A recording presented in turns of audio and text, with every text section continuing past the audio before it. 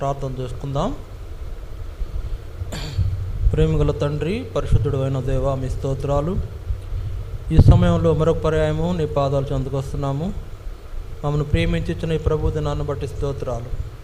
ముఖ్యంగా నాయన, మీ పిల్లలుగా మీ సన్నిధిలో మేము సమకూర్చబడుక మీరు చేసిన సహాయంకై స్తోత్రాలు. అలాగే ఇంకా అనేక మంది మీ పిల్లలు మీ సన్నిధికి రావాల్సిన వారు ఉన్నారు. మీరే తోడుగా ఉండండి. మీ నామానికి ఘనత ఆరోపించుకున్నాము. ప్రతి ఒక్కరూ మీ సన్నిధికి వచ్చే విషయంలో త్వరపెట్టబడి మరి నిర్లక్ష్యం చేయకుండా సకాలంలో మీ సన్నిధికి రావడానికి సహాయం చేయండి.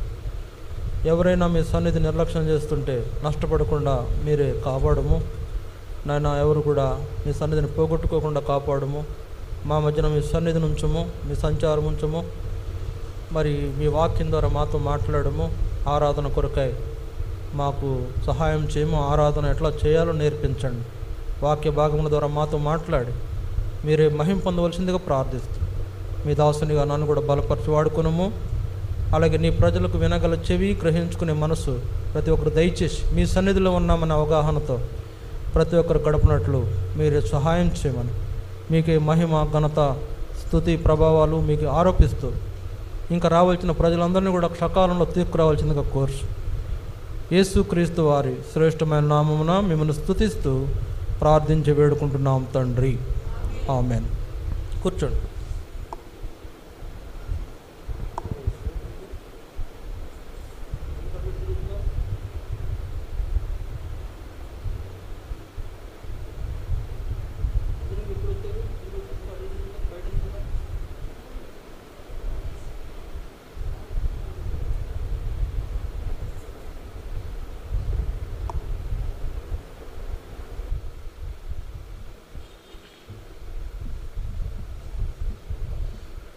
దయచేసి మనం దేవుని వాక్యాన్ని ప్రభువును ఆరాధిస్తాం. దేవుని మందిరాన్ని, దేవుని ఆరాధనను నిర్లక్ష్యం చేయబాకండి. చదవండి. యెహోషువ గ్రంథం 24వ అధ్యాయం 1 నుండి 18 వరకు మార్చి చదువుతాం. యెహోషువ ఇశ్రాయేలీయుల గోత్రముల వారినందరినీ షెకెములో పోగు చేసి వారి పెద్దలను, వారి ప్రధానులను, వారి న్యాయాధిపతులను, వారి నాయకులను పిలిపింపగా వారు వచ్చి దేవుని సన్నిధిని నిలిచిరి. 2వ వచనం చదవండి. యెహోషువ జనులందరితో ఇట్లా, నేను ఇశ్రాయేలీయుల దేవుడైన యెహోవా చెప్పునదేమనగా, ఆది కాలము నుండి మీ పితరులు అనగా అబ్రహామునకును నాహోరునకును తండ్రైన తేరహు కుటుంబీకులున్నది యూఫ్రటీసు అద్దరిని నివసించి ఇతర దేవతలను పూజించిరి. చదవండి. 2వ వచనం చదవండి. మైకు చదువు. 2వ వచనం చదవండి. వచ్చినోళ్ళు చదవండి, రానోళ్ళు కాదు, వచ్చినోళ్ళు చదవండి. బిగ్గరగా చదవండి.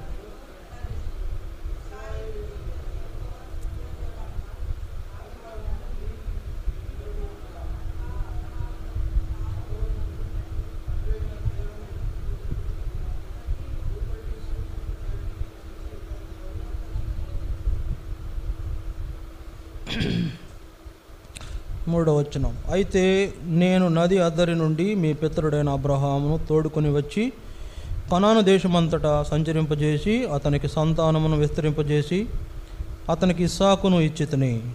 ఇస్సాకునకు నేను యాకోబును ఏశావులను ఇచ్చితిని. శేయీరు మన్యములను స్వాధీనపరుచుకున్నట్లు వాటిని ఏశావుకు ఇచ్చితిని. యాకోబును అతని కుమారులను ఐగుప్తులోనికి దిగిపోయిరి. 5వ వచనం. తర్వాత నేను మోషే అహరోనులను పంపి దాని మధ్యను నేను చేసిన క్రియల వలన ఐగుప్తీలను హతము చేసి మిమ్మల్ని వెలుపడికి రప్పించి తిని. నేను ఐగుప్తులో నుండి మీ తండ్రులను రప్పించినప్పుడు మీరు సముద్రం వద్దకు రాగా ఐగుప్తీలు రథములతోనూ రౌతులతోనూ మీ తండ్రులను ఎర్ర సముద్రం వరకు తరిమిరి. వారు యెహోవాకు మొరపెట్టినప్పుడు ఆయన మీకును ఐగుప్తీయులకును మధ్య చీకటి కల్పించి సముద్రమును వారి మీదికి రప్పించి వారిని ముంచివేశను. ఐగుప్తు దేశంలో నేను చేసిన దానిని మీరు కనులారా చూచితిరి. అటు తరువాత మీరు దినములు అరణ్యములో నివసించిరి. యోర్దాను అద్దరిని నివసించిన అమోరీల దేశమునకు నేను మిమ్మల్ని రప్పించినప్పుడు వారు మీతో యుద్ధము చేయగా నేను మీ చేతికి వారిని అప్పగించితిని. మీరు వారి దేశమును స్వాధీనపరుచుకుంటురి. వారు మీ ఎదుట నిలవకుండా వారిని నశింపజేసితిని. తరువాత మోయాబు రాజును సిప్పోరు కుమారుడైన బాలాకు లేచి ఇశ్రాయేలీలతో యుద్ధం చేసి మిమ్మల్ని తప్పించుటకు బేయేరు కుమారుడైన బిలామును పిలవనంపగా, నేను బిలాము మనవి విననొల్లను ఇతని గనుక అతడు మిమ్మల్ని దీవించుతూనే వచ్చును. అతని చేతి నుండి నేనే మిమ్మల్ని విడిపించుతును. మీరు యోర్దాను దాటి ఎరికో దగ్గరకు వచ్చినప్పుడు ఎరికోకు యజమానులకు అమోరీలు, పెరిజ్జీయులు, కనానీయులు, హిత్తీయులు, గీర్గాషీయులు, హివ్వీయులు, యెబూసీయులను వారు మీతో యుద్ధము చేయగా నేను వారిని మీ చేతికి అప్పగించుతుని. మరియు నేను మీకు ముందుగా కందిరీగలను పంపితిని. నీ ఖడ్గము కాదు, నీ విల్లు కాదు, కానీ అవే అమోరీయుల రాజులనిద్దరిని తోలివేశాను. మీరు ఛేద్యము చేయని దేశమును, మీరు కష్టని పట్టణములను మీకు ఇచ్చి ఉన్నాను. మీరు వాటిలో నివసించుచున్నారు. మీరు నాటని ద్రాక్ష తోటల పండ్లను, ఒలీవ తోటల పండ్లను తినుచున్నారు. కాబట్టి మీరు యెహోవా భయభక్తులు గలవారై ఆయనను నిష్కపటముగాను సత్యముగాను సేవించుచు మీ పితరుల నది అద్దరిని ఐగుప్తులోను సేవించిన దేవతలను తొలగద్రోసి యెహోవానే సేవించుడి. యెహోవాను సేవించుట మీ దృష్టికి కీడని తోచినడలా మీరు ఎవరిని సేవించెదరో, నది అద్దరిని మీ పితరులు సేవించిన దేవతలను సేవించెదరో, అమోరీయుల దేశమున మీరు నివసించుచున్నారే వారి దేవతలను సేవించెదరో నేడు మీరు కోరుకొనుడి. మీరెవరిని సేవింప కోరుకొనినను నేనును నా ఇంటి వారును యెహోవాను సేవించదమనెను. అందుకు ప్రజలు యెహోవాను విసర్జించి ఇతర దేవతలను సేవించినడలా మేము శాపగ్రస్తుల మగుదుముగాక. 17 ఐగుప్తు దేశమును దాసుల గృహంలో నుండి మన తండ్రులను రప్పించి మన కన్నుల ఎదుట గొప్ప సూచక క్రియలను చేసి మనం నడిచిన మార్గములన్నిటిలోనూ మనము వెళ్ళిన ప్రజలందరి మధ్యను మనలను కాపాడిన యెహోవాయే మన దేవుడు. యెహోవా దేశంలో నివసించిన అమోరీయులు మొదలైన ప్రజలందరూ మన ఎదుట నిలవకుండా వారిని తోలివేసిన వారు. యెహోవాని సేవించదము, ఆయనే మా దేవుడని ప్రత్యుత్తరం ఇచ్చిరి. ప్రభు ఈ మాటల ద్వారా మనం ప్రార్థన కూడా చేసుకున్నాం కాబట్టి ప్రార్థనాపూర్వకంగా మనతో మాట్లాడనుగాక. ఇక్కడ రాయబడిన మాటల్లో ఇశ్రాయేలీలు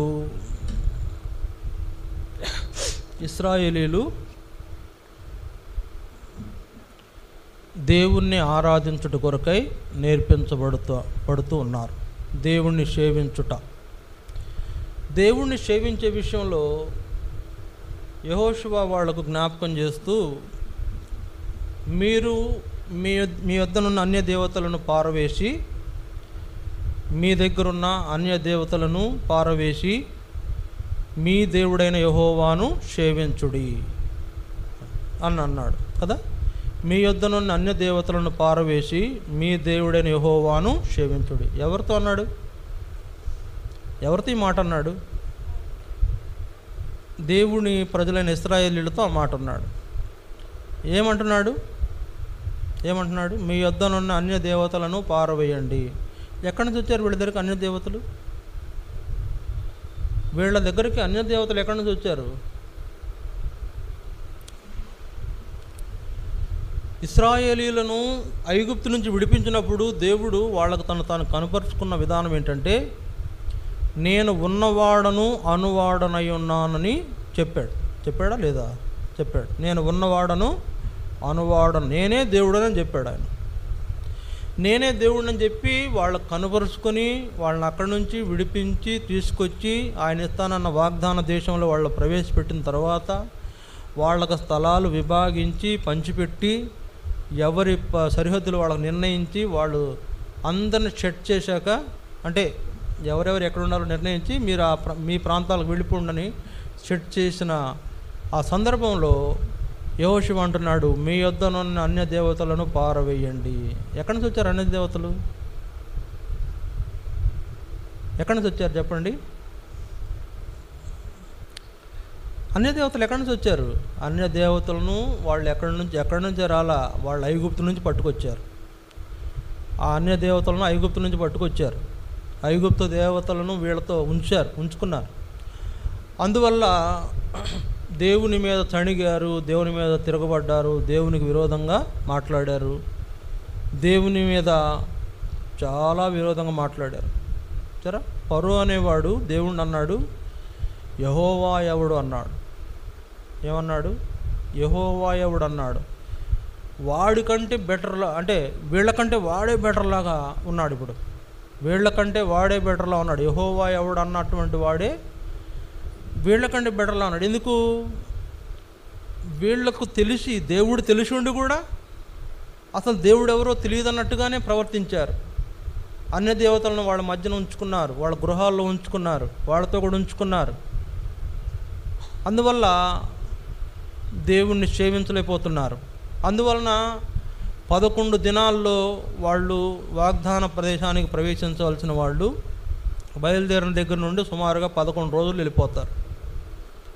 ఎంత ఆడతా పాడతా జలసాగా నడిచినా కూడా 11 రోజుల్లో వెళ్ళిపోయే దూరం 40 సంవత్సరాలు వాళ్ళు ప్రయాణము చేయాల్సి వచ్చింది. 40 ఏండ్లు 11 రోజులు వెళ్ళాల్సిన ఊరు 40 ఏండ్ల పాటు వెళుతూనే ఉన్నారు. ఏంది కారణం? వాళ్లకు అది లేదు. దేవుణ్ణి సేవించడం అనే లక్షణం అవ్వలేదు. దేవుణ్ణి సేవించడం అనే లక్షణం అవ్వల. మనకు కూడా అంతే. దేవుని సేవ, దేవుణ్ణి సేవించడం, దేవుణ్ణి ఆరాధించడం అంటే ఏంటండి? మీరు అనుకోవచ్చు, రాని వాళ్ళని ఎవరు మాట్లాడుతున్నా, మమ్మల్ని మాట్లాడుతున్నాం ఏంటని. సరే, వాళ్ళ తర్వాత వాళ్ళ కథ వేరే ఉందలేండి, వాళ్ళ కథ వేరే. మీ కథ ఏంటి? మన కథ ఏంటి? మన కథ అంటే ఎందుకు మనం దేవుణ్ణి సేవించలేకపోతున్నాం? ఎందుకు మనము అన్య దేవతలనే ఇంకా కలిగి ఉంటున్నాం, అన్య ఆచారాలను కలిగి ఉంటున్నాం, అన్య జనుల సంబంధమైన పద్ధతులను ఎందుకు చేస్తున్నాం? ఇట్లా అయితే దేవుని ఎలా సేవించగలుగుతాం మనం? దేవుని సేవించడం కదా. కాబట్టి దేవుణ్ణి సేవించటం అంటే అర్థం ఏంటంటే ఆయన్ని ఆరాధించడం, ఆయన ఘనపరచడం, ఆయన నామాన్ని హెచ్చించడం, ఆయన నామాన్ని మనము మన జీవితాల్లో ప్రతిష్ఠించుకోవటం, మనం ఆయన కొరకు మన జీవితాన్ని ప్రతిష్ఠించుకోవటం, సేవించటం. అందులో కీర్తనలు పాడటం ఉంది, అందులో ధర్మశాస్త్రం ధ్యానించటం ఉంది, అందులో ప్రార్థన చేయటం ఉంది, అందులో ఆయన పనుల్లో పాలు పొందటం ఉంది, ఆయన సన్నిధికి వెళ్ళటం ఉంది. సేవించడంలో ఉన్న లక్షణాలు, సేవించడంలో ఉన్న లక్షణాలు ఎన్ని రకాలు ఉన్నాయి. పాటలు పాడాలి, వాక్యం చదవాలి, ప్రార్థన చెయ్యాలి, ఆరాధన చెయ్యాలి, దేవుని మందిరంలో పనులు చేయాలి, దేవుని మందిరానికి వెళ్ళాలి, దేవుని మందిరంలో అందరికంటే ముందు కనబడే వ్యక్తిగా ఉండాలి. నీ కొరకు నిర్ణయించిన నీ జీవితము దేవుని కొరకు నువ్వు జీవించే అనుభవంలో ఉండాలి. దేవుణ్ణి సేవించడం అంటే అదే. మందిరానికి ఎట్లా పెడితే అట్లా రావటం కాదు, లేటుగా రావటం కాదు, ఎట్లా పడితే అట్లా మన ఇష్టం వచ్చినట్టు భక్తి చేయడం కాదండి. దేవుని సేవ చేయడం అంటే మన ఇష్టం వచ్చినట్లుగా భక్తి చేయడం కానే కాదు. మనం ఈ దినాల్లో ఇట్లానే ఉంటున్నాం. మన ఇష్టం వచ్చినట్లు, మనకి ఇష్టం అయితే మందిరంకి వెళ్తాం, మనకి ఇష్టమైతే ఆరాధన చేస్తాం, మనకి ఇష్టం వచ్చిన టైంకి వెళ్తాం. ఎన్నింటికి రావాలి ఆరాధనకు? ఆరాధనకి ఎన్నింటికి రావాలి? ఆరాధన ఎన్నింటికి? మనకు ఆరాధన ఎన్నింటికండి? గట్టిగా చెప్పండి. మైకులు వినపడాలా? మైకులు వినపడితే రికార్డ్ అవ్వాలి. ఎన్నింటికి రావాలి ఆరాధనకి? వినపడలా?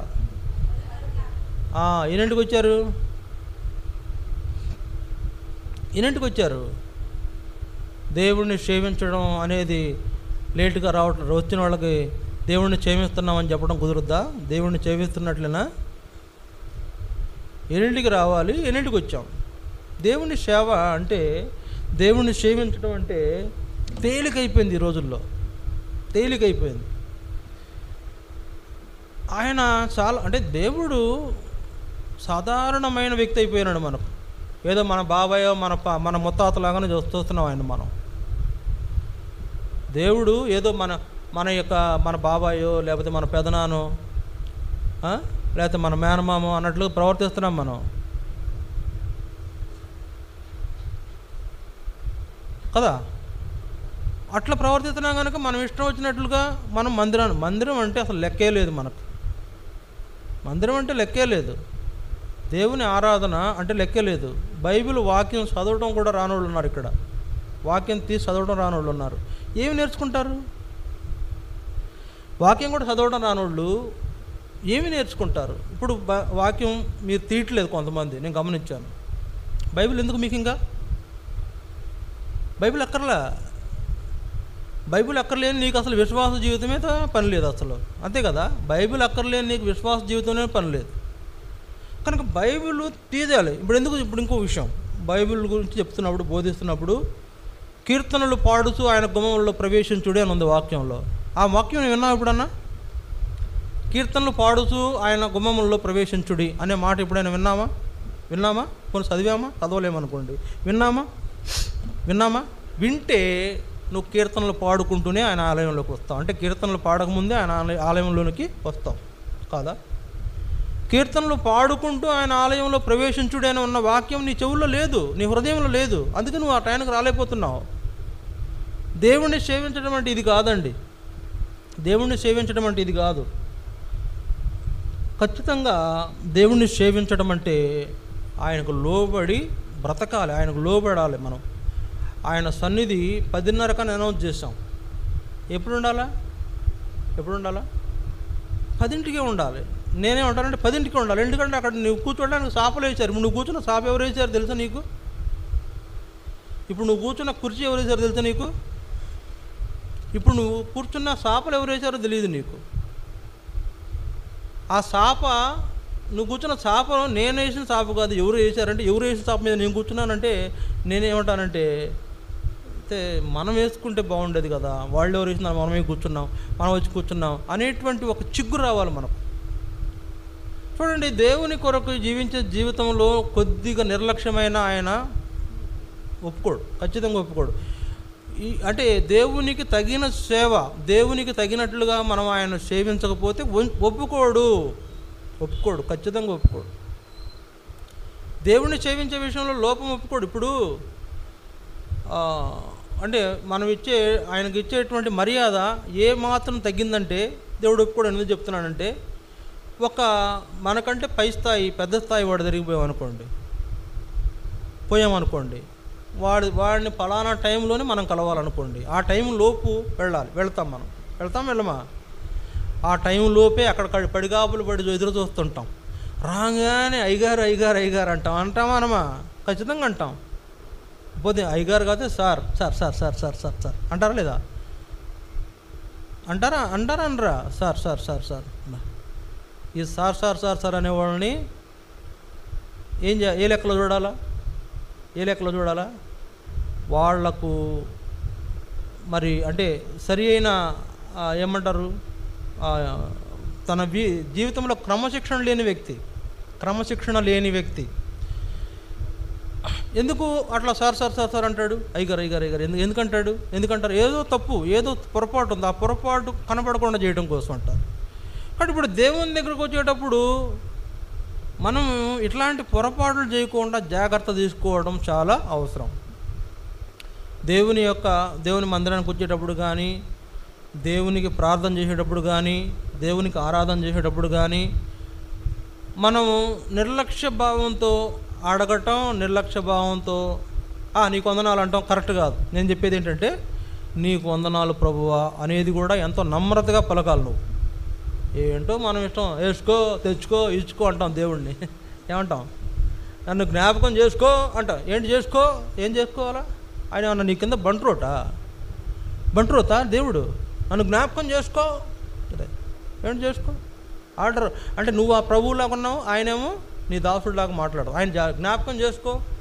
అక్కడ కూడా ఏముండాలంటే, ప్రభువా నువ్వెంత గొప్ప దేవుడు అయ్యా, ఈ దీనుడిని జ్ఞాపకం చేసుకో, ఈ దీన దాసుడిని జ్ఞాపకం చేసుకో. ఇదిగో నీకంటే నీ ఎదుట నిలవడానికి కూడా తగిన వ్యక్తిని కాదయ్యా, నన్ను జ్ఞాపకం చేసుకో ప్రభువా అంటే అది కదా సేవించే విధానం. నేను వచ్చాను చూసుకో, నేను ప్రార్థన చేశాను, అది ఫలానా, ఇది కరెక్ట్ కాదండి. ఇలాంటి విధానంలో మనం దేవుణ్ణి సేవించలేము. ఆయన యాక్సెప్ట్ చేయడు, ఒప్పుకోడు. కనుక దేవుని సేవ చేసే విషయంలో, దేవుని సేవించే విషయంలో, లేదా ఆయన ఆరాధించే విషయంలో దేవునిని సంతోషపెట్టాలి. ఇప్పుడు నాకే కోపం పుట్టించారు మీరు. ఒక వ్యక్తిగా మనుష్య రీతిగా నాకే కోపం పుట్టేది. అంటే నాకేమి ఆయన చెందాల్సింది, నేనేం మధ్యలో లాక్కునేది కాదు, అది ఆయన చెందాల్సింది. ఆయన చెందే విషయంలో నేను అరే ఏంది ఇట్లా చేస్తున్నారు, ఎందుకు ఇట్లా అని కోప్పడి మాట్లాడాల్సి వస్తూ ఉంది. ఏంటంటే కారణం దేవుని యొక్క గొప్పతనాన్ని మనం సులకన చేయటం, దేవుని గొప్పతనాన్ని సులకన చేయటం. దేవుణ్ణి వాళ్ళు ఏం చేశారు, ఇశ్రాయేలీలు సులకన చేశారు కనుకనే ఆ ఐగుప్తు నుంచి విడిపించి తీసుకొచ్చే వాళ్ళను తీసుకొస్తున్నాడా. మధ్యలోకి వచ్చిన తర్వాత మాకు నీళ్లు కావాలంటే నీళ్లు కావాలన్నారంట, నీళ్లు కావాలి, ఇక్కడ ఈ నీళ్లు చేదైన నీళ్లు, మాకు నీళ్లు కావాలన్నారు. చేదైన నీళ్లు దొరికే చోట్లకి వెళ్ళి అక్కడ చేదైన నీళ్ళు కాదు ఏం దొరుకుతాయి చెప్పండి. అక్కడికి వచ్చేసి మాకు నీళ్లు కావాలా, మాకు ఐగుప్తులో నీళ్ళు దిక్కు సంపటకు దిక్కొచ్చారా అని ఎవరి మీద సణిగారు?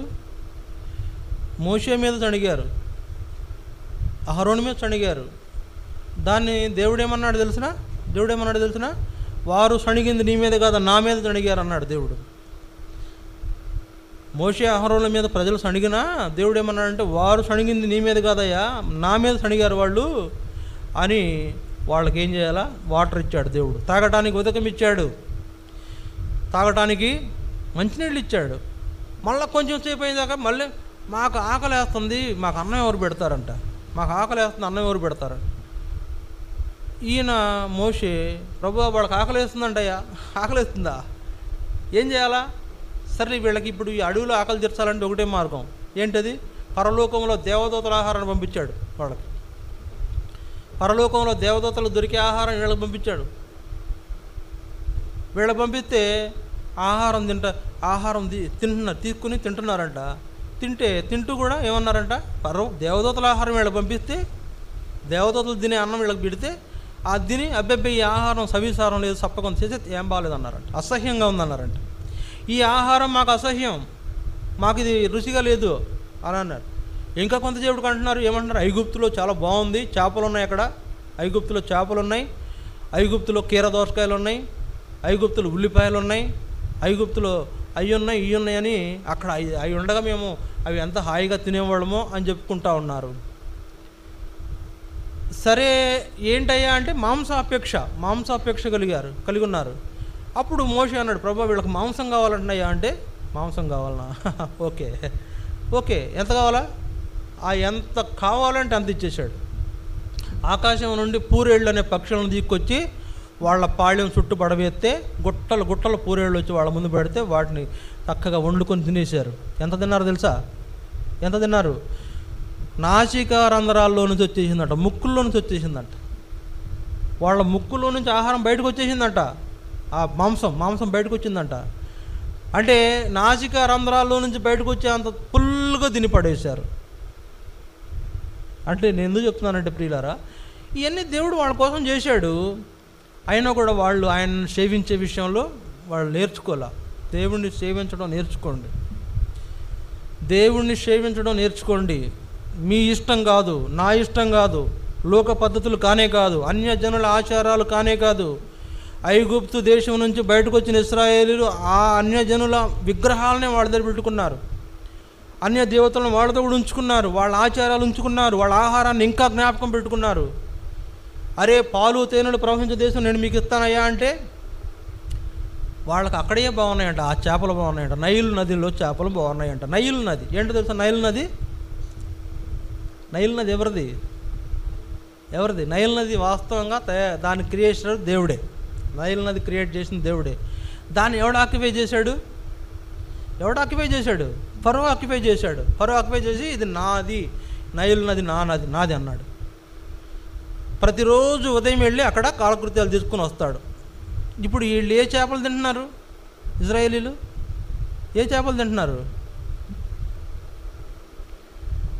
వాడి యొక్క మలినమంతా వీళ్ళు వాళ్ళ మలినం కలిగినటువంటి నీళ్ళలో పెరిగిన చేపలు తింటూ ఓహో భలేగుంది అంటున్నారు. వాడు అర్థం చేసుకోండి, దేవుడు మనకిచ్చే దానికంటే మనం వేరే ఇతరమైన ఏది మనకు శ్రేష్టమైనది కాదు. పరలోకములో ఉన్న దేవదూతల ఆహారం మన్నా ఇచ్చాడండి. ఇంకేంటండి మన్నా అంటే అది భలే ఉందంట, తేనె వలే ఉందంట. దాని రుచి చూసిన వాళ్ళు చెప్పారు. దాన్ని సేకరించి దాన్ని ఏం చేశారంటే కొద్దిగా సేకరించి దాన్ని ఎంత చేసుకున్నారంట. ఒకడు తినగలిగినోడు ఎంత తినేవాడు ఎంత తిన్నాడు తీక్కున్నాడు, ఎంత తీక్కున్నాడు. తీక్కుని దాన్ని ఏం చేశారు రొట్టెలు కాల్చుకున్నారంట వాటితో. ఆ కొత్తిమీర గింజల్లా ఉంటుందంట ఆ మంచు కూడా, ఆ యొక్క మన్న కొత్తిమీర గింజల్లా ఉంటుందంట. దాన్ని తీసుకొని రొట్టెల్లాగా తీసుకొని కాల్చుకొని తిన్నారంట. బాగుంది, భలే ఉంది, తేనెలాగుంది అన్నారు ముందు. తర్వాత ఇది ఆహారం సవిసారములు లేని ఆహారం అన్నారంట. ఎందుకు అంటున్నారు చెప్పండి? అన్య దేవతలు ఉన్నాయి వాళ్ళ దగ్గర, అన్య ఆచారాలు ఉన్నాయి. ఈ రోజుల్లో మనం కూడా అంతే, మన దగ్గర కూడా అన్య విధానాలు ఉన్నాయి, అన్య పద్ధతులు.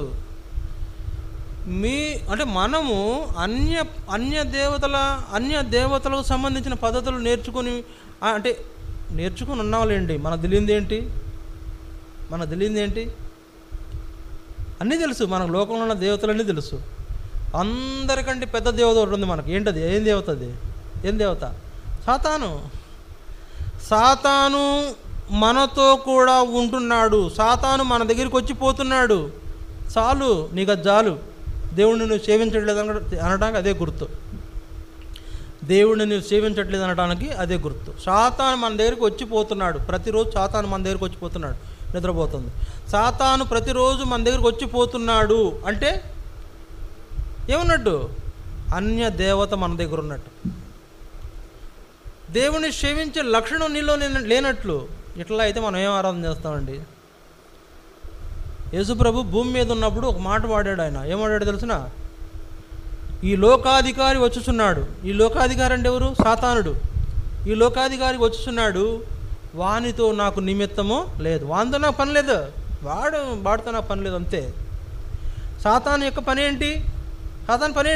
ప్రజలను పాపంలో పడేయటం, ప్రజల మనసులో దూరటం, ప్రజల మైండ్లో దూరటం, వాళ్ళను డిస్టర్బ్ చేయటం, వాళ్ళను దేవుని ప్రజలను అన్య దేవతలను సేవించేటట్లు చేయటం సాతాను పని. ఇక్కడ దేవుడు యేసుప్రభు ఏమన్నాడు? ఈ లోకాధికారి అనగా సాతానుడు వస్తున్నాడు, అతనితో నాకు పని లేదు. కానీ మనకైతే రోజు పనే కదా, సాతానుతో రోజు పని. ఎందుకు పని? ఎందుకు సాతానుతో మనకు రోజు పని అని ఎందుకు అంటున్నానంటే, దేవుణ్ణి ఆరాధించే విషయంలో నువ్వు చేసే ప్రతి నిర్లక్ష్యానికి వెనకవాడున్నాడు. నువ్వు మందిరానికి ఆలస్యంగా వచ్చే వెనకవాడున్నాడు. నువ్వు ఆరాధన చేయకపోవడానికి వెనకవాడున్నాడు. నువ్వు అన్యజనుల ఆచారాలు పాటించడం వెనకవాడున్నాడు. కొంతమంది బొట్లు పెడతారు. ఎందుకు పెడతారు? వాళ్ళు పెట్టుకున్నారు, నేను పెట్టుకోవాలి. ఎవరు? అన్యులు పెట్టుకున్నారు కాబట్టి నేను పెట్టుకోవాలి. నిజమైన దేవుని బిడ్డ ఎవరు బొట్టు పెట్టుకోరు. నిజమైన దేవుని బిడ్డ అయితే నువ్వు అన్య విగ్రహాలను నీ దగ్గర ఉంచవు. నిజమైన దేవుని బిడ్డ అయితే అన్య ఆచారాలు ఉండవు. దేవుణ్ణి సేవించేటువంటి వాళ్ళకు అన్య ఆచారాలతో ఏం పనండి ఉందా? దేవుని సేవించే వాళ్లకు, దేవుణ్ణి ఆరాధించే వాళ్ళకు అన్య ఆచారాలతో పని లేదు కదా. కానీ ఇక్కడ అన్య ఆచారాలు కలిగిన వాళ్ళు ఎవరున్నారు? ఇశ్రాయేలీయులు ఉన్నారు. అక్కడ వాళ్ళని కోరుతున్నాడు యెహోషువ ఏమని? మీరు మీ యొద్దనున్న అన్య దేవతలను తొలగదోసి మీ దేవుడని యెహోవానే మీరు సేవించండి. మీ దగ్గర ఉన్న అన్య దేవతలను తొలగించండి. మీలో ఉన్న విగ్రహాలను తొలగించండి. మనలో కూడా చాలా విగ్రహాలు ఉంటాయి. ఏంటో చెప్పమంటారా? మనలో ఉండే విగ్రహాలు ఏంటో చెప్పమంటారా? మనలో ఉండే విగ్రహాలు చాలా విగ్రహాలు, ఒకటి కాదు రెండు కాదు, ప్రతి ఒక్కరిలో ఎన్నో విగ్రహాలు ఉన్నాయి. చెప్పమంటారా? దోషములనే నిలుపుకొని, తమ హృదయములలో దోషములను నిలుపుకొని, అంటే విగ్రహాలను నిలుపుకొని వారు నా ఎదుట పాపం చేస్తున్నారని వాక్యంలో వ్రాయబడింది. నా మాట కాదు, చూడండి. ఆ మాట చూడండి, దయచేసి ఆ మాట చూద్దాం. యెహెజ్కేలు 14వ అధ్యాయం, యెహెజ్కేలు 14వ అధ్యాయము 4వ వచనం, లేకపోతే 3-4 వచనాలు, 2-3-4 వచనాలు. యెహోవా వాక్కు ప్రత్యక్షమై నాకు ప్రత్యక్షమై ఇలా చలవిచ్చెను, నరపుత్రుడా, ఈ మనుషులు తమ హృదయములలో విగ్రహములను నిలుపుకొని దోషము పుట్టించు అభ్యంతరమును తమ ఎదుటనే పెట్టుకుని ఉన్నారు. వీరు నా యొద్ద ఏమైనా విచారణ చేయదగునా? ఏమన్నాడండి దేవుడు? నరపుత్రుడా, ఈ మనుషులు తమ హృదయములలో విగ్రహములోనే నిలుపుకొని దోషము పుట్టించు అభ్యంతరమును కలుగున్నారు. ఎవరండి? దేవుడు ఎవరి గురించి మాట్లాడుతున్నాడు? ఈ మనుషులు. ఎవరు వాళ్ళు? ఇశ్రాయేలీయులు. ఎవరు? మనమే. మనల్లో విగ్రహాలు నిలుపుకున్నామంట మనం. ఏంటా విగ్రహాలు? చెప్తారా? ఏంటా విగ్రహాలు? చెప్తారా చెప్పరా? తెలుసా లేదా? ఏంటా విగ్రహాలు? ప్రతి పాపం ఒక విగ్రహం. మందిరాన్ని సన్మానించకపోవడం ఒక విగ్రహం. మందిరానికి టైం రాకపోవడం ఒక విగ్రహం. మందిరానికి రాకపోవడం ఒక విగ్రహం. దేవునికి చెల్లించవలసిన ఆరాధన నిర్లక్ష్యం చేయడం ఒక విగ్రహం. అంతేకాదు, చెడు మాటలు మాట్లాడటం ఒక విగ్రహం. బూతులు మాట్లాడటం ఒక విగ్రహం. అబద్ధాలు మాట్లాడటం ఒక విగ్రహం. అనాలోచనగా ఉండడం ఒక విగ్రహం. అనాలోచన. దేవుని సన్నిధిలో అనాలోచనగా ఉండవచ్చా? ఉండకూడదా? చెప్పండి. చూడండి, ప్రసంగి గ్రంథం 5వ అధ్యాయం. ప్రసంగి గ్రంథం 5వ అధ్యాయం దయచేసి చూడండి. ప్రసంగి 5వ అధ్యాయం 1వ వచనం. నీవు దేవుని మందిరమునకు పోవునప్పుడు నీ ప్రవర్తన జాగ్రత్తగా చూసుకొనుము. 2వ వచనం చూడండి. ఇంకా చూడండి. బుద్ధిహీనుడు అర్పించినట్లుగా బలి అర్పించుట కంటే సమీపించి ఆలకించుట శ్రేష్టము. వారు తెలియకయే దుర్మార్గపు పనులు చేయుదురు. నీవు దేవుని సన్నిధిని అనాలోచనగా పలుకుటకు నీ హృదయమును త్వరపడనీయక నీ నోటిని కాసుకోము. దేవుడు ఆకాశమందున్నాడు, నీవు భూమి మీద ఉన్నావు. కావున నీ మాటలు కొద్దిగా ఉండవలను. నీ దేవుని సన్నిధిన అనాలోచనగా పలుకుటకు త్వరపడకుము. దేవుడా అని పలకటం కూడా నాకు తెలిసి ఎంతో భయపడాలండి. 10 ఆజ్ఞల్లో ఒక ఆజ్ఞ ఏంటో తెలుసా? 3వ ఆజ్ఞ అనుకుంటా. 2 కానీ 3 కానీ ఆజ్ఞ ఏంటో తెలుసా? నీ దేవుడైన యెహోవా నామమును నీవు వ్యర్థముగా ఉచ్చరింపకూడదు. నీ దేవుడైన యెహోవా నామమును వ్యర్థముగా ఉచ్చరించిన వానిని ఆయన ఏం చేస్తాడు? విడిచిపెట్టాడు. ఏంటండి? దేవుడా అని మనం పిలవడం కూడా అంత ఈజీ కాదు. కనుక నీ దేవుని నామమును వ్యర్థంగా పలకకూడదు. నీ దేవుని సన్నిధిలో అనాలోచనగా పలకకూడదు. దేవుని మందిరంలో అనాలోచనగా ఉండకూడదు. పరధ్యానంలో ఉండకూడదు. ఇక్కడ కూర్చుంటావు, ఎక్కడో ఆలోచిస్తుంటావు కదా. ఇక్కడ కూర్చుంటే ఎక్కడో ఆలోచిస్తావు. అది దేవుణ్ణి సేవించే వాళ్ళకు ఉండాల్సిన లక్షణము. కనుక హృదయంలో విగ్రహాలు నిలుపుకోవడం అంటే ఏదో దేవుని వాక్యం చెప్తుంటే దేనికి చోటు ఇవ్వాలా? దేవుని వాక్యం చెప్తుంటే దేనికి చోటు ఇవ్వాలా? నిన్న ఒక మీటింగ్కి వెళ్ళాను. మిమ్మల్ని కూడా రమ్మన్నా, కానీ మీరు ఎవరు రాలా. ఆ మీటింగ్లో దాదాపుగా 2.5 గంటల వాక్యం చెప్పాడు ఆయన. 2.5 గంటల వాక్యం చెప్పాడు. 2.5 గంటల వాక్యంలో ఆయన ఏ వాక్యం ప్రారంభించాడు, ఏ రిఫరెన్సులు చెప్పాడు, ఏమేమి చెప్పాడు, అసలు సందర్భం ఏంటి, మొత్తం ఫీడ్ అయిపోయింది నా బుర్రలో. మొత్తం ఆయన ఏం చెప్పాడో మొత్తం నాకు మైండ్లో ఉండిపోయింది. శ్రద్ధ పెట్టాలి. వాక్యం చెప్పేటప్పుడు, వినేటప్పుడు శ్రద్ధ పెట్టాలి. సమీపించి ఆలకించుట మేలు. దేవుని వాక్యాన్ని ఆలకించాలా? దేవుని వాక్యాన్ని ఆలకించకుండా ఎక్కడ కూర్చుంటావు? ఎక్కడో ఆలోచిస్తుంటాం కదా. ఎక్కడ ఆలోచిస్తాం? మీ ఇష్టం. ఎక్కడికైనా వెళ్ళిపోవచ్చు. మీ సొంత ఊరు వెళ్ళిపోవచ్చు, మీ తోబుట్టుల దగ్గరికి వెళ్ళిపోవచ్చు, మీ అమ్మ నాన్న దగ్గరికి వెళ్ళిపోవచ్చు, మీ బంధువులు ఎక్కడుండి అక్కడికి వెళ్ళిపోవచ్చు. ఏంటయ్యా అనాలోచనగా ఉన్నాడు ఈ వ్యక్తి, మాకు అర్థమైపోతూ ఉంటుంది. ఏంటి ఇట్లా ఈ వాక్యం అనుకుంటే ఎట్లా ఉన్నాడంటే ఎక్కడో తర్వాత అడుగుతాం కదా, చెప్తారు. అన్న మన ఊరు వెళ్ళాలనుకున్నాను అన్న, అది ఈరోజు వెళ్తే బాగుంటుంది అనుకున్నాను, కానీ మందిరంకి వచ్చాక వెళ్ళలేకపోయాను, అరే ఎట్లా అనుకుంటున్నాను అంటే ఇదేంటి ఇక్కడ కూర్చొని మొన్న ఏదో ఊరు వెళ్దాం అనుకున్నాను, ఇక్కడ కూర్చొని ఆలోచిస్తాయి. అది దేవుని మందిరంలో ఉండాల్సిన లక్షణమేనా నేను అడుగుతాను. దేవుని భయంతో గడపాలి కదండి.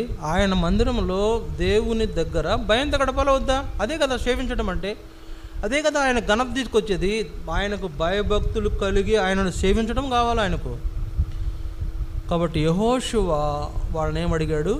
మీ యొద్దటనున్న అన్య దేవతలను పారద్రోలి మీరేం చేయాలా? యెహోవాను సేవించండి అని 15వ వచనంలో ఏమంటున్నాడు చూడండి. 15వ వచనం యెహోషువ 24వ అధ్యాయం 15వ వచనం ఏమన్నాడు? యెహోవాను సేవించుట మీ దృష్టికి కీడని తోసిన ఎడల మీరు ఎవరిని సేవించెదరో? నది అద్దరిని మీ పితరులు సేవించిన దేవతలను సేవించెదరు. అమోరీయుల దేశమున మీరు నివసించున్నారే, వారి దేవతలను సేవించెదరు. నేడు మీరు కోరుకునుడి, మీరెవరిని సేవింపకోరినను నేనును నా ఇంటి వారును యెహోవానే సేవించేదము. యెహోవానే ఆరాధిస్తాం, యెహోవానే వెంబడిస్తాం, యెహోవానే అనుసరిస్తాం. యెహోవా మాకు దేవుడు, యెహోవా కొరకై మేము అర్పణ చెల్లిస్తాం, యెహోవా మందిరానికి వెళతాం, యెహోవాకు ప్రార్థన చేస్తాం. మా దేవుడు యెహోవా. నీ దేవుడు వాడు యెహోవాగా ఉన్నాడా మన దేవుడు? అన్య దేవతలు కలిగి ఉన్నటువంటి వాళ్ళ దగ్గర ఇప్పుడు యెహోవా ఉన్నాడా లేడా? లేడు అని కదా అతను చెప్తున్నాడు యెహోషువ. మీ దగ్గర యెహోవా లేడు, మీ దగ్గర ఏమనే అన్య దేవతలు ఉన్నాయి. వాటిని పారద్రోలితే తప్ప మీరు ఆయన సేవించలేరు. కనుక వాటిని తొలగించి మీరు యెహోవాను సేవించండి. మీరు ఎవరిని అంటే మీకు ఏమని వస్తుంది? దేవుణ్ణి సేవించడం మేలనా కీడనా? ఒకవేళ మీకు అనుకున్నా కానీ నేను నా ఇంటి వారును యెహోవానే సేవిస్తాం. ఇప్పుడు చెప్పండి, అన్య దేవతలు కలిగి ఉన్న వాళ్ళు దేవుణ్ణి ఆరాధించగలరా? ఆరాధించవచ్చా? అన్య దేవతలు కలిగిన వాళ్ళు దేవుణ్ణి ఆరాధించవచ్చా? అన్య దేవతను కలిగి ఉన్న వాళ్ళు దేవుణ్ణి అంటే నీలో అపవిత్రత ఉంది, నీలో విగ్రహ సంబంధమైన విషయాలు ఉన్నాయి, నీలో విగ్రహ సంబంధమైనటువంటి వాటిని నిలుపుకున్నావు, నీ హృదయంలో నిలుపుకున్నావు. నీ హృదయంలో దేనికి చోటు ఉండాలి? వాక్యానికి చోటు ఉండాలి. నీ హృదయంలో దేనికి చోటు ఉండాలి? దేవునికి చోటు ఉండాలి. కానీ నీ హృదయంలో ఏం నిలుపుకున్నావు? విగ్రహాలు నిలుపుకున్నావు. ఏంటది? కోపం, ద్వేషం, అసూయ, కక్షలు కదా మనలో ఉండేవన్నీ అవే. మనము అలాంటి విగ్రహాలు నిలుపుకోవడం ద్వారా మనం దేవుణ్ణి ఆరాధన చేయలేకపోతున్నాం. నేను చెప్తున్న వాక్యం విన్న తర్వాత పాజిటివ్గా తీసుకునే వాళ్ళు ఎవరు, నెగిటివ్గా తీసుకునే వాళ్ళు ఎవరు? నెగిటివ్గా తీసుకున్న వాళ్ళు, నెగిటివ్ అంటే చెప్తున్న వాక్యం ఏంటో ఆయన వాక్యం చెప్తాడు మాకు తెలియదు అనుకుంటున్నాడా అనుకున్నామంటే అదొక విగ్రహమే కదా. ఏంటి ఆయన మా గురించి చెప్తున్నాడు ఈరోజు, ఏంటి ఎటు చెప్తున్నాడు ఈరోజు? అదొక విగ్రహం. ఫణుగు అంటారు దాన్ని. సణుగులు గొణుగులు, సణుగులు గొణుగులు సాలు సాలిక అరణ్యయాత్ర సాలిక బాబోయ్ అని పాట పాడారు సండే స్కూల్ పిల్లలు. సణుగులు గొణుగులు కూడా విగ్రహాలే. అదే ఈ పాస్టర్కి వాక్యం చెప్పడం రాదండి, ఈయనకు వాక్యం చెప్పడం రాదు, ఈయన నన్నే అంటున్నాడండి, అదొక విగ్రహం. ఈ విగ్రహాన్ని పెట్టుకొని దేవుడిని ఆరాధించడానికి కూర్చున్నావు ఇక్కడ. నువ్వు దేవుని వాక్యాన్ని హెచ్చరికగా తీసుకుంటే, హెచ్చరించబడితే, ఆ వాక్యం నిన్ను గుర్చితే, ఆ వాక్యం నీలో వస్తే, ఆ వాక్యం నీ హృదయంలో నాటబడితే నువ్వు దేవుణ్ణి ఆరాధించడానికి కుదురుతుంది. నువ్వు ఇక్కడ వాక్యం చెబుతున్నా నీకు హృదయంలో వేరే వాటికి స్థానం ఇచ్చి వాక్యానికి చోటివ్వక ఏదో చిన్న పాయింట్ పట్టుకుంటావు. ఏంటంటే ఎందుకు మందిరానికి ఆలస్యంగా వచ్చావు అడిగాడు, నన్నే అడిగాడు అంటే ఇంక అదే పెద్ద విగ్రహం. ఏంటి నాకు కోపడ్డాడు అంటే అదొక విగ్రహం. నేను ఒక మాట చెప్తాను, గుర్తుపెట్టుకోండి. దైవ సేవకుని గద్దింపు తైలాభిషేకం.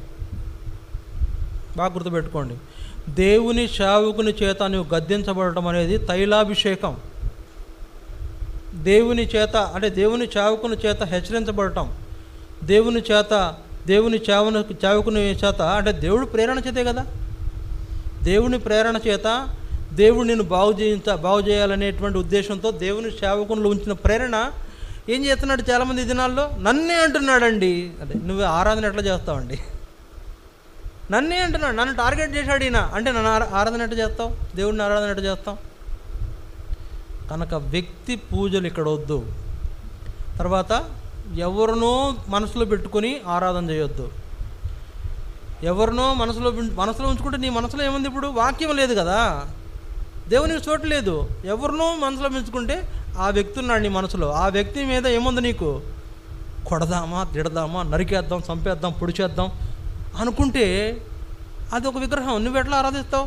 అందుకని నీలో ఉన్న విగ్రహాలను పారవేస్తే తప్ప నువ్వు ఆరాధించలేవు. ఈరోజు మనం యెహోషువ యొక్క అనుభవంలో ఆరాధించబోతున్నాం. ఈరోజు నేను సిద్ధపడిన సందర్భం ఏంటంటే అది వేరుగా ఉంది. ప్రభు చిత్తం అయితే వచ్చే వారం చెప్తా. ఇప్పుడు నేను మీ దిక్కొచ్చిన వర్తమానం దేవుడు నాకు ఇచ్చిన తలంపులు ప్రేరణగా ఆ దేవుడు ఇచ్చాడు కాబట్టి చెప్తున్నా. యెహోషువ యొక్క అనుభవంలో ఈరోజు మనము ఆరాధిస్తాం. యెహోషువ ఆరాధించాడు. దేవునికి నమ్మకస్తుడు, దేవుని పనిలో నమ్మకంగా ఉన్నాడు, దేవుని యొక్క బాధ్యతలు సమర్థవంతంగా నిర్వహించాడు, దేవుని ప్రజలను కనానుకు నడిపించాడు, దేవుని ప్రజలకు వాళ్ళ భూభాగాలు పంచిపెట్టాడు, న్యాయంగా పంచిపెట్టాడు.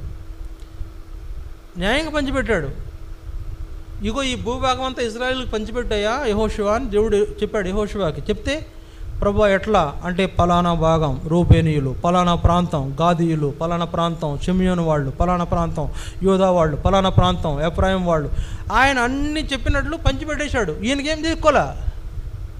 ఈయనకేం తీసుకోలా అంటే అంత నిజాయితీపరుడు యెహోషువ. దేవుని కొరకు బలంగా ఉన్నవాడు, దేవుని కొరకు నమ్మకంగా ఉన్నవాడు, దేవునికి విధేయత చూపించాడు, దేవుని స్వరం విన్నవాడు. యెహోషువకు దేవుడు ధైర్యం ఇచ్చాడు. యెహోషువ భయపడవద్దు, నేను మోషేకి ఎట్లా తోడైనా నీకు కూడా తోడై ఉంటాను, నిన్ను విడువను, నిన్ను ఎడబాయను, నిబ్బరం కలిగుండు అంటే ప్రభువా అని ఆయన హత్తుకున్నవాడు. అంతేకాదు, నీవు నా ధర్మశాస్త్ర గ్రంథం అంతటిని నువ్వు చక్కగా ధ్యానించి ఆ ప్రకారం నడుచుకో, నేను నీకు తోడై ఉంటానని చెప్తే ఆ ప్రకారంగా ఇశ్రాయేల్ ప్రజలను నెబో కొండ దాకా తీసుకొచ్చింది మోషే. అసలు ప్రయాణం అంతట్లో చివరి వరకు తీసుకొచ్చింది మోషే. దేవుడు అన్నాడు మోషేతో, నువ్వు పోవడానికి వెళ్ళలేదు, నువ్వు ఆగిపో, యెహోషువ వీళ్ళను తీసుకెళ్తాడు. యెహోషువ అనేటువంటి వ్యక్తిని దేవుడు ముందు పెట్టి ఇశ్రాయేల్ ప్రజలని కనానుకు నడిపించాడు. పాలు తేనెలు ప్రవహించే దేశానికి యెహోషువ వాళ్ళని తీసుకువెళ్ళి వాళ్ళకి ఆ భూమిని పంచిపెట్టి దేవుని ఉద్దేశాలన్నీ కూడా సంపూర్ణంగా నెరవేర్చిన యెహోషువ యొక్క అనుభవం ఏంటంటే, మీరు అన్య దేవతలను కలిగి ఉన్నారు, అది మీకు యెహోవాను సేవించడానికి లేదు. పోనీ మీరు ఎవరిని సేవిస్తారో కోరుకోండి, నేను నా ఇంటి వారిని యెహోవానే సేవించదాం. ఇట్లా చెప్పగలం మనం? నేను యెహోవాను సేవిస్తాను, నా ఇంటి వారు యెహోవాను సేవించదు అని చెప్పగలమా? నేను నా ఇంటి వారు. ఈ రోజున నువ్వు ఇక్కడ ఉంటే నీ ఇంటి వారేరి, అదొక విగ్రహం. నువ్వు ఇక్కడ కూర్చున్నావు, నీ ఇంటి వారేరి, నీ బిడ్డలేరి, నీ బంధువులేరి, నీ తోబుట్టువులేరి, నీ తల్లిదండ్రులేరి, నీ పిల్లలేరి. నీ పిల్లలు ఎక్కడ? నీ పిల్లలకు నీ రక్షణను గురించి వినిపించలేకపోతున్నావు, నీ పిల్లలకు నీ రక్షణ గురించి వాళ్ళు తెలుసుకోలేకపోతున్నారంటే ముందు నీలో ఏముంది? అనే దేవతలు ఉన్నాయి. నీకే దేవుని సేవ చేయడం తెలియదు, వాళ్ళకేం తెలుస్తుంది? ఇంకా ఇప్పుడు మా వాడు నేను పని కట్టుకుని బలవంతంగా పోర్చుకుని నేను పాట పాడించిన కారణం ఏంటంటే నేర్పించాలి. మనం నేర్చుకోవాలి, మన పిల్లలకు నేర్పించాలి. కాబట్టి అలాంటి స్థితిలో ఎవరు లేరంట? ఇశ్రాయేలీలు లేరు. అందుకని నేను నా ఇంటి వారును యెహోవానే సేవించదము అని అక్కడ, మీరు విగ్రహాలను లేకపోతే అన్ని దేవతలను సేవించువారు, నేనైతే నా ఇంటి వారైతే యెహోవాను సేవిస్తాం అని చెప్పిన యెహోషువ వలె మనం కూడా దేవుణ్ణి సేవించడం అంటే, మళ్ళీ చెప్తున్నా, సేవించడం అంటే కీర్తనలు పాడటం, ఆరాధన చేయటం, వాక్యం చదవటం, వాక్యం వినడం, చదవటం, వాక్యాన్ని భద్రం చేసుకోవడం, ఇవన్నీ కూడా ఆయన సేవించడం. ఆయన ఇంట్లో ఆయన మందిరానికి రావటం, తర్వాత ఆయన మందిరంలో పనులు చేయటం, ఇవన్నీ కూడా ఆయన సేవించే వారికి ఉండే లక్షణాలు. కనుక అలాంటి లక్షణాలు మనం కూడా కలిగి యెహోషువ వలె నేను నా ఇంటి వారిని యెహోవానే సేవించేదము అనేటువంటి అనుభవంలో మనం ఆయన సేవించాలనే దేవుడు కోరుతున్నాడు. దయచేసి ఈ మాటలు గమనిద్దాం. యెహోషువ యొక్క అనుభవంలో అన్ని విషయాల్లో యెహోషువ నమ్మకస్తుడు. దేవుడు యెహోషువని సెలెక్ట్ చేసుకున్నాడు. మోషే, నువ్వు ఆగిపో, ఇక నువ్వు వెళ్తానికి కుదరదు, ఎందుకంటే నా ప్రజలు నువ్వు తీసుకెళ్ళడానికి నీలో అర్హతలు కోల్పోయావు. ఇప్పుడు నువ్వేం చేయాలా ప్రభు? అయితే మోషే ఒకటి అన్నాడు, ప్రభువా పోనీ నేను ఆగిపోతలే, ఈ ప్రజలను నడిపించు, కనానుకు చేర్చు, ఎట్లయినా వాళ్ళని చేర్చు, ఆయన వాళ్ళని వాళ్ళకు నాయకుడిని నియమించు అని మోషే ప్రార్థన చేస్తే, నీ సేవకుడైన యెహోషువ లేడా, అతను వీళ్ళని నడిపిస్తాడు అని యెహోషువని దేవుడు సెలెక్ట్ చేసి మోషే తర్వాత స్థానంలో పెట్టాడండి. ఇవాళ దేవుడు నిన్ను దేనికైనా సెలెక్ట్ చేయగలడా? ఇతడైతే చక్కగా నన్ను సేవిస్తాడు, ఇతడైతే చక్కగా నేను చెప్పింది వింటాడని చెప్పేసి యెహోషువను సెలెక్ట్ చేసినట్లు దేవుడు నిన్ను ఏదైనా ఒక పనికి సెలెక్ట్ చేయగలడా? సెలెక్ట్ చేసే లక్షణాలు అసలు మనలో ఉన్నాయా? యెహోషువలో ఉన్నాయి. అవి బాగా ఉన్నాయి కనుక యెహోషువ ఇది కూడా ఈ 24వ అధ్యాయం చివరి భాగంలోకి వచ్చాడు. ఇక వృద్ధుడైపోయాడు, ఇక చనిపోయే టైం దగ్గర పడింది. చనిపోయే ముందు చెప్తున్నాడు, ఇది నది అద్దరిని మిమ్మల్ని ఏ దేవతలను సేవించారో ఆ దేవతలను తొలగించి నది దాటారు కాబట్టి, యోర్దాను దాటారు కాబట్టి మీరు ఇప్పుడు యెహోవానే సేవించాలని వాళ్ళకు నేర్పిస్తున్నాడు. చివరిలో ఇంకా కొద్దిసేపట్లో చనిపోతాడు అనగా, ఇంకా కొన్ని దినాలు చనిపోతాడని నేర్పిస్తున్నాడు. వాళ్లకు నేర్పిస్తున్నాడు. వాళ్ళు ఏమన్నారు చెప్పండి? ఏమన్నారు? పోవయ్యా అన్నారా? లేదా అన్నారా? ఏం చేశారు? అన్ని దేవతలు ఉన్నాయి కదా వాళ్ళ దగ్గర. ఏంటి నువ్వు మాకు చెప్పేవాడువా? మోషేనే మేము అసలు లెక్క చేయలేదు, నువ్వు లెక్క అని అన్నారా? అంటే మోషేని లెక్క చేయలేదు కదా వాళ్ళు, నిజమే కదా, మోషేని లెక్క చేయలే. మోషేకి ఎదురు తిరిగారు, మోషే మీద సణిగారు, గొణిగారు. కానీ యెహోషువ మీద సణగలేదు. ఎందుకు సణగలేదంటే యెహోషువ అట్లాగా వాళ్ళని జాగ్రత్తగా వాళ్ళని నడిపించాడు. చూడండి, ఆ 24వ అధ్యాయంలో ఒక వచనం చదువుకొని మనం ఆరాధనలో ప్రవేశిస్తాం. చూడండి, 18వ వచనం, 17, 18 లేకపోతే 16 వచనం చూడండి. అందుకు ప్రజలు యెహోవాను విసర్జించి ఇతర దేవతలను మేము సేవించిన యెడల మేము శాపగ్రస్తులమగుదుముగాక. యెహోవాను విసర్జించి ఇతర దేవతలను మేము సేవించిన యెడల మేము శాపగ్రస్తులమైపోతాం. ఒకవేళ దేవుణ్ణి సేవించకుండా వేరే అన్య దేవతలను కనుక సేవిస్తుంటే శాపగ్రస్తులు అయిపోతాం. అన్య దేవతలు అంటే మళ్ళీ చెప్తున్నా, మన హృదయంలో నిలుపుకునేవన్నీ కూడా అన్య దేవతలే. ధనం అనే దేవత, ధనాపేక్ష లేని వాళ్ళు ఎవరు? చేతులు ఎత్తదులే కానీ ధనాపేక్ష లేని వాళ్ళు ఎవరు? ధనము కోసం ఆశ లేని వాళ్ళు ఎవరు? ఎంత వస్తుంది, ఎక్కడి నుంచి వస్తుంది, ఎవరు ఇస్తారు, డబ్బులు ఎట్లా దాచుకోవాలా? నీ కాడ ఆల్రెడీ 1 లక్ష ఉండొచ్చు, ఇంకో 1 లక్ష కావాలా? నీ దగ్గర ఆల్రెడీ కొంత డబ్బు ఉండొచ్చు, ఇంకా కావాలా? అరే నీకు ఇది తీసుకుని వాడుకోమని దేవుడు ఇస్తే ఇది వాడుకోకుండా ఇది పెట్టుకొని ఇంకా కావాలి, ఇంకెవరిస్తారని చూడటం కూడా అదొక విగ్రహం. ధనం అనేది పెద్ద విగ్రహం. నేను దేవుని మహిమార్థమే చెప్తున్నా, దేవుని మహిమ కొరకు చెప్తున్నా. నా దగ్గర ఏ రోజు సంబంధించిన డబ్బులు ఆ రోజు ఉంటాయి నా జేబులో. అది ఎట్లా వస్తాయి నాకు తెలియదు. ఏ రోజు సంబంధించిన డబ్బులు, ఈరోజు ఏం కావాలి, నాకు కిలో బియ్యం కావాలి, ఆ డబ్బులు ఉంటాయి. ఈరోజు ఏం కావాలి, ఒక పాల ప్యాకెట్ కావాలి, ఆ డబ్బులు ఉంటాయి. ఈరోజు ఏం కావాలి, ఒక పెరుగు ప్యాకెట్ కావాలి, ఆ డబ్బులు ఉంటాయి. ఈరోజు ఏం కావాలి, ఒక టీ పొట్లం కావాలి, టీ పొట్లం తెచ్చుకుంటాం 10 రూపాయలది మేము. ఏ రోజుకి ఆ రోజే, ఏ నాటి భత్యం ఆనాడు కూర్చుకునే వాళ్ళని దేవుడు చెప్పినట్లు ఎట్లా అవుతుందో మాకు తెలియదు. అది మా దగ్గర ఉంటుంది, మేము తీసి వాడుకుంటున్నాం అంతే. ధనాపేక్ష నువ్వు కలిగి ఉంటే ఇట్లాంటి జీవితం నీకు దాని విలువ తెలియదు. అసలు తెలుసుద్దా? దాని విలువ తెలియదండి మనకు. దేవుడు ఎట్లా మమ్మల్ని పోషిస్తున్నాడో మాకు తెలియదు. అన్నీ ఈరోజు చికెన్ తెచ్చుకోవాలంటే ఆ చికెన్ డబ్బులు ఉంటాయి, అది కూడా ఉంది. మళ్ళీ ఈరోజు ఏంటి మరి ఖర్చు పెరిగిందిగా, ఎట్లా అంటే చూస్తాం మేము లెక్క లేకుండా. రోజు మా వాడు చూస్తాడు, నాన్న ఇంతనే నాన్న, ఓకే మనకి ఎంత సరిపోతాయి, ఈరోజు సరిపోతాయి అని చెప్పేసి ఆ రోజు సరిపోడా దేవుడు ఇస్తున్నాడు. ఎక్కడి నుంచి వస్తున్నాడు నేనే చెప్పలేను ఆ సంగతి. అంటే ధనాపేక్ష ఉన్నటువంటి వాడైతే ఏం చేస్తాడు, స్టోర్ చేసుకుంటుంటాడు. రాని అంటూ ఉంటాడు, దశమ భాగాలు ఇస్తున్నారా అని మనం పోయిన వారం అడిగా, చాలా కాలం తర్వాత పోయిన వారం అడిగా నేను, దశమ భాగాలు ఇస్తున్నారా అని. ఇస్తున్నారా? దశమ భాగం ఇవ్వకపోవడం కూడా అదొక విగ్రహం. నీకు దేవుని భాగం దేవుని ఇవ్వడానికి ఏమైందండి?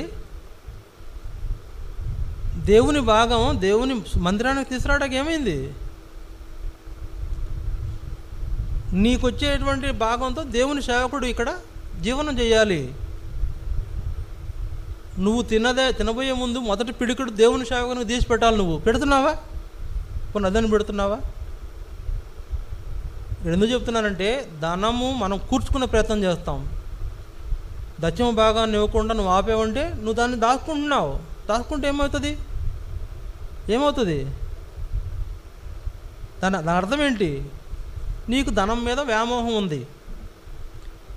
ధనం మీద వ్యామోహం ఉండటం కారణం చేత అట్లా ఉంది. కాబట్టి జ్ఞాపకం చేసుకోండి, ధనాపేక్ష కూడా ఒక విగ్రహమే. ఒకవేళ ఇంకో మాట కూడా చెప్తా, దేవుడు అకస్మాత్తుగా పరలోకంలో మధ్యాకాశానికి వచ్చి బోరు తీయడండి, నీ దగ్గర కొంత డబ్బు దాచుకున్నావు, దిండు కింద పెట్టావు, పరుపు కింద పెట్టావు, దాచుకున్నావు, పొట్లం కట్టుకుని పెట్టావు, దాచుకున్నావు, మూట కట్టి పెట్టావు, దాచుకున్నావు. ప్రభు మధ్యాకాశంలోకి వస్తాడు, బోరుతాడు, నువ్వు దాచుకున్నవన్నీ ఎవరు అవుతాయి? దేవుడు అడిగాడు ఒక ఆయన అంట బాగా సంపాదించి, ఆహా నా ప్రాణమా తినుము త్రాగుము సుఖించుము, నేను నీకు కావాల్సినంత సంపాదించాను, విస్తారంగా ఉంది, జల్సా చేసుకో అన్నాడంట. దేవుడు అన్నాడంట, ఒరే వెర్రివాడా, ఈ రాత్రే నీ ప్రాణం అడుగుతున్నారు, నీవు సంపాదించినది ఎవనివ్వగును అన్నాడు. నువ్వు సంపాదించింది ఎవరిని అవుతాయ్యా? ఈ రాత్రి నీ ప్రాణం అడుగుతున్నారు. నువ్వు దాచిన డబ్బు ఎవరి కోసం దాచాం? ఎందుకోసం దాచాం? ఏదో చేద్దాం, అయితే మనం దాచుకుంటే మనకు ఉంటాయి అన్నట్టు. కానీ అది ఎవరిది అవుతుంది? నీది కాకుండా పోయింది కదా, నీది కాదు. ఇప్పుడు డబ్బు నువ్వు వెళ్ళిపోయావు కదా, నీది కాదు. అందుకనే ధనము మీద దృష్టి పెట్టబాకండి. మీ అవసరతల కోసం డబ్బులు తెచ్చుకోండి, తప్పులేదు. నేను మంచి ఉద్యోగం చేశానండి, నాకు డబ్బులు నా చేతుల్లో వేళల్లో అలా వెళ్ళిపోయినాయి, అంతే, కట్టలు వెళ్ళిపోయినాయి నా దగ్గర. కానీ ఈరోజు నేను చెప్పగలను ఖచ్చితంగా, దేవుడు నేర్పించాడు. దేవుని మీద ఆధారపడి జీవనం చేయడం నేర్పించాడు. ఎవరి దగ్గర చేయి దాసను, నేను పొరపాటును కూడా దాసను. ఎవరి దగ్గరైనా చేయి దాపాలంటే సిగ్గేస్తుంది నాకు. ఈ మధ్యలో నేను ఒక సేవకుడితో కూడా మాట్లాడుతూ చెప్పాను, నా దగ్గర ఎవరు నన్ను అడగాలంటే సిగ్గేస్తుందన్నా అనండి. అంటే ఎందుకు? దేవుడు ఇస్తాడు. ఎలా ఇస్తాడనేది వద్దిక, నీకు దేవుడు ఇస్తాడు. పోనీ నీకు ఈరోజు గంజికి ఇచ్చాడంటే గంజి తాగు, తప్పులేదు. రేపు ఇంకోటి ఇస్తాడు, అది వేరే, దానికి ఉపయోగించుకో. ఈరోజు నీకు గంజికే ఇచ్చాడు, గంజి తాగు. నువ్వు అది కాకుండా ఇంకొకటి కావాలి, నా దగ్గర డబ్బు ఉంటేనే నేను బాగా జీవనం చేస్తాననే విధానంలోకి నువ్వు వెళ్ళి అదొక పెద్ద విగ్రహంలాగా మార్చిన జీవితంలో దేవుని నీ ఆరాధన దేవుడు వింటాడు అసలు? మనం ఆరాధన చేస్తున్నామండి, గుండె మీద చేసుకొని చెప్పగలమా దేవుడు నా ఆరాధన విన్నాడని? చెప్పండి. దేవుడు నా ఆరాధన విన్నాడని, లేకపోతే దేవుడు నేను ప్రార్థన చేస్తే విన్నాడని నీ గుండె మీద చేసుకొని చెప్పగలవా? ఆ ధైర్యం ఉందా? అసలు నువ్వెవరు అన్నాడేమో, నువ్వు వింటలేదేమో. అసలు నువ్వెవరయ్యా, నేను ఎక్కడ చూసినట్లేదు. అది నేను ఫిలిప్పీ ప్రార్థనా మందిరం అండి, నేను దేవుడా ఫిలిప్పీ ప్రార్థనా మందిరంలో 10:30కి ఆరాధన 11:30కి వస్తానే నేనే అంటావా? నవ్వుతాడు. కనుక జ్ఞాపకం చేసుకోండి ప్రియులారా, దేవుణ్ణి ఆరాధించే విషయం ఈజీగా తీసుకోవద్దు. మన ఆరాధన ఆయనకు సంతోషం కలిగించాలి. యెహోషువ అలా సంతోషం కలిగించేటువంటి ఆరాధికుడు, దేవుని సంతోషం కలిగించిన ఆరాధికుడు. అలాంటి అనుభవంలో ఆరాధించాడు. ప్రజలు కూడా ఆరాధించినట్లు సిద్ధపరిచాడు. చూడండి, ఇప్పుడు చూడండి అక్కడ 18, 17, 16 చదివాం కదా, 17, 18. ఐగుప్తు దేశమును దాసుల గృహము నుండి మన తండ్రులను రప్పించి మన కన్నుల ఎదుట గొప్ప సూచక క్రియలను చేసి మనం నడిచిన మార్గంలో అన్నిటిలోనూ మనం వెళ్ళిన ప్రజల అందరి మధ్యను మనలను కాపాడిన యెహోవాయే మన దేవుడు. మనం వెళ్ళిన మార్గంలో మనం ఏ ప్రజల మధ్య అయితే ఉన్నామో ఆ ప్రజల నుంచి మనల్ని కాపాడిన దేవుడు. అంతేకాదు, గొప్ప మన కన్నుల ఎదుట ఆ గొప్ప సూచక్రియలను చేసి మనం నడిచిన మార్గములన్నింటిలో మనం వెళ్ళిన ప్రజలందరి మధ్యన మనలను కాపాడిన యెహోవాయే దేవుడు. యెహోవాయే దేవుడు. ఈ సంగతిని గమనించావా? యెహోవాయే దేవుడు. ఎవరు చెప్తున్నారు ఈ మాట? ఇశ్రాయేలీయులు చెప్తున్నారు. ఎప్పుడైతే యెహోషువ గద్దించాడో, గద్దింపుకు లోబడి ఇశ్రాయేలీయులు చెప్తున్నారు, మన మార్గంలో మనల్ని కాపాడిన దేవుడే, మన దేవుడే యెహోవా. మనకు తోడుగా ఉన్న మన దేవుడు యెహోవా. మా మధ్యన గొప్ప సూచక్రియలు జరిగించిన ఈయనే యెహోవా. ఎన్ని సూచక్రియలు చూసావు నీ జీవితంలో? దేవుని సూచక్రియలు చూసామా? ఆరాధన అక్కడే వస్తుందండి. దేవుని సూచక్రియలు చూసిన చోట ఆరాధన వస్తుంది. ఎన్ని చూసాం దేవుని సూచక్రియలు? దేవుని సూచక్రియలు మన జీవితంలో ఎన్ని చూసాం? నా జీవితంలో నేను ఎప్పుడు చూస్తూనే ఉంటాను, ప్రతిరోజు చూస్తుంటాను నేను నా జీవితంలో దేవుని క్రియలు. ప్రతిరోజు గమనిస్తాను నేను, దేవుడు ఈరోజు ఈ కార్యం నా కొరకై చేశాడు, దేవుడు ఈ సందర్భం నాతో మాట్లాడాడు, ఆ సమస్యను నేను తప్పించాడు. చెప్పగలవా నీ జీవితంలో ఒక సందర్భం? నాకుందండి, అది నేను చెప్తున్నాను, ధైర్యంగా చెప్పగలను. ప్రభువా నాకు ఈ విషయంలో సహాయం చేయంటే ఖచ్చితంగా సహాయం చేశాడు నాకు, ధైర్యంగా చెప్పగలను. నువ్వు చెప్పగలవా?